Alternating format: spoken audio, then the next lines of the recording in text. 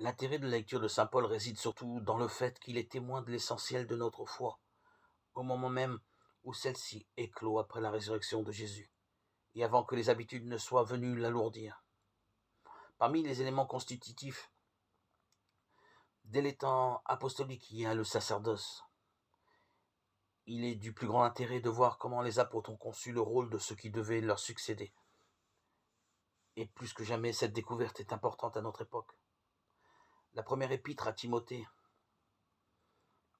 a été écrite entre les deux captivités de Paul, 63, 66, 67. Elle a été rédigée de Macédoine à Timothée, évêque de l'église d'Éphèse. Saint Paul l'écrit comme un pasteur à ses frères pasteurs, d'où le nom de pastoral donné à ses épîtres. Ces lettres ont pour but de leur donner des directives précises sur l'organisation de leur communauté, au moment où, arrivés à la fin de leur vie, les apôtres transmettent leur pouvoir.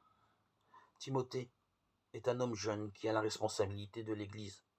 Paul lui écrit pour lui apprendre son métier, la manière de vivre, les choix de ses collaborateurs, diacres et prêtres, son attitude envers les chrétiens, son attitude envers la doctrine. L'attitude de l'Église envers les non-croyants, la tendresse de Paul, se révèle une fois encore dans l'adresse et la salutation, et aussi l'affirmation que l'apôtre est choisi et appelé par le Christ Jésus.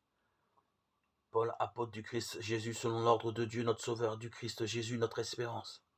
À Timothée, mon véritable enfant dans la foi.